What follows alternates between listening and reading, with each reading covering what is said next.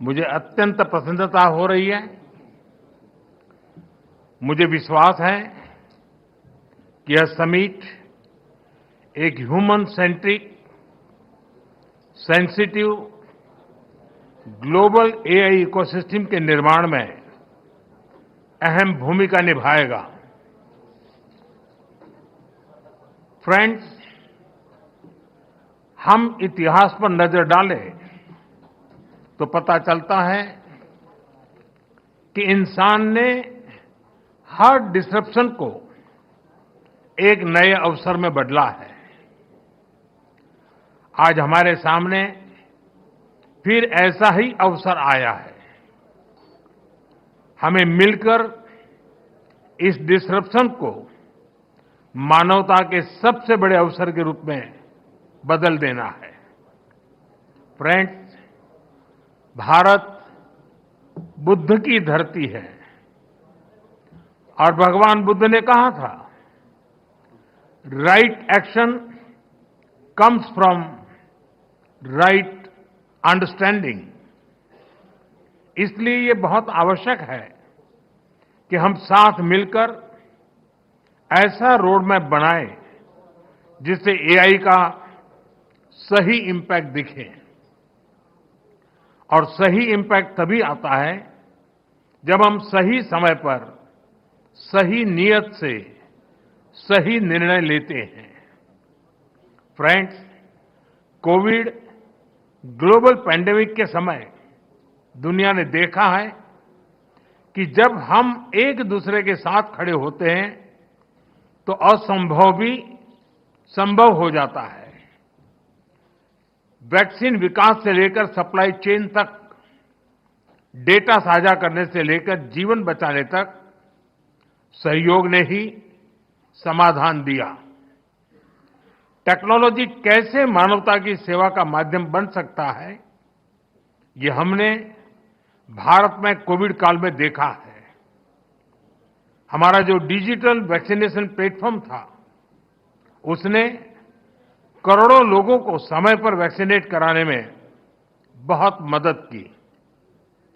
हमारे यूपीआई ने उन मुश्किल परिस्थितियों में भी ये सुनिश्चित किया कि लोग आसानी से ऑनलाइन ट्रांजैक्शन करते रहें। यूपीआई ने भारत में डिजिटल डिवाइड को दूर करने में भी बहुत बड़ी भूमिका निभाई है। बीते वर्षों में भारत ने एक वाइब्रेंट डिजिटल पब्लिक इंफ्रास्ट्रक्चर बनाया है। हम इसे दुनिया के साथ भी शेयर कर रहे हैं, क्योंकि हमारे लिए टेक्नोलॉजी पावर का नहीं बल्कि सेवा का माध्यम है। पावर नहीं, एम्पावर करना। एआई की दिशा भी ऐसी होनी चाहिए जिससे पूरी मानवता का कल्याण हो। फ्रेंड्स, अतीत में टेक्नोलॉजी ने डिवीजन क्रिएट किए, लेकिन वर्तमान में एआई टेक्नोलॉजी सबके लिए सुलभ हो, सबकी पहुंच में हो, ये हमारा लक्ष्य होना चाहिए। इसलिए आज जब हम एआई के फ्यूचर पर चर्चा कर रहे हैं तो हमें ग्लोबल साउथ की आकांक्षाओं और प्राथमिकताओं को भी एआई गवर्नेंस के केंद्र में रखना होगा। एक्सेलेंसीज, युग चाहे कोई भी रहा हो, एथिक्स हमेशा ही चर्चा के केंद्र में रहा है। अंतर बस इतना आया है कि पहले अनएथिकल बिहेवियर का दायरा बहुत छोटा होता था, लेकिन एआई में इसका दायरा असीमित है, अनलिमिटेड है। इसलिए एआई के लिए हमें एथिकल बिहेवियर और नॉर्म्स का दायरा भी असीमित बनाना होगा। एआई कंपनियों के सामने बहुत बड़ी जिम्मेदारी है। प्रॉफिट के साथ साथ पर्पज पर भी फोकस हो। ऐसे एथिकल कमिटमेंट की बहुत आवश्यकता है।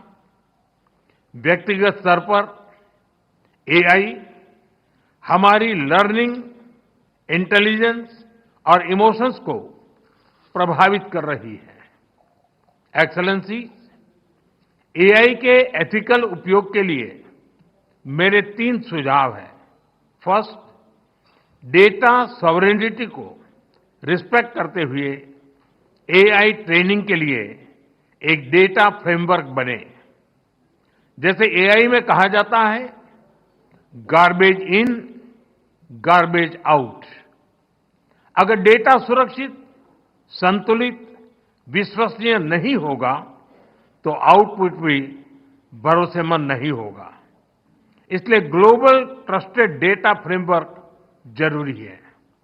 सेकंड, एआई प्लेटफॉर्म अपने सेफ्टी रूल्स बहुत क्लियर और ट्रांसपेरेंट रखें।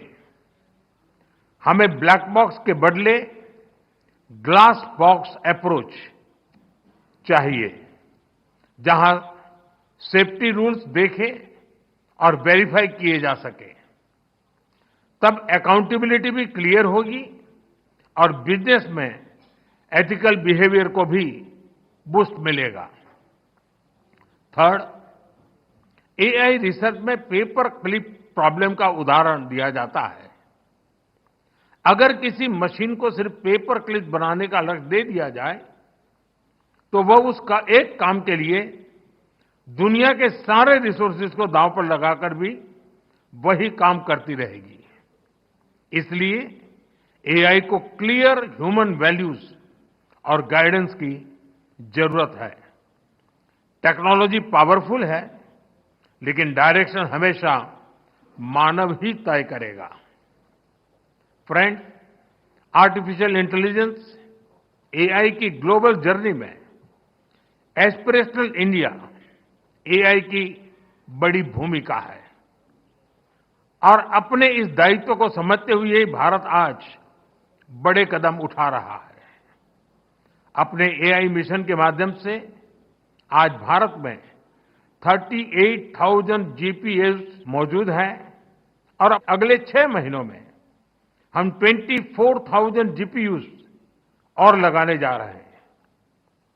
हम अपने स्टार्टअप्स को बहुत ही अफोर्डेबल रेट्स पर वर्ल्ड क्लास कंप्यूटिंग पावर उपलब्ध करा रहे हैं। हमने एक एआई कोष भी बनाया है। इसके माध्यम से 7,500 से अधिक डेटा सेट्स और 270 एआई मॉडल्स को नेशनल रिसोर्स के रूप में शेयर किया गया है। फ्रेंड्स, एआई को लेकर भारत की दिशा स्पष्ट है, भारत का विचार स्पष्ट है। एआई पूरी मानवता की भलाई के लिए एक शेयर्ड रिसोर्स है। हमें मिलकर ऐसा एआई फ्यूचर बनाना होगा जो इनोवेशन को आगे बढ़ाए, इंक्लूजन को मजबूत करे और ह्यूमन वैल्यूज का समावेश करके आगे बढ़े। जब टेक्नोलॉजी और ह्यूमन ट्रस्ट साथ साथ चलेंगे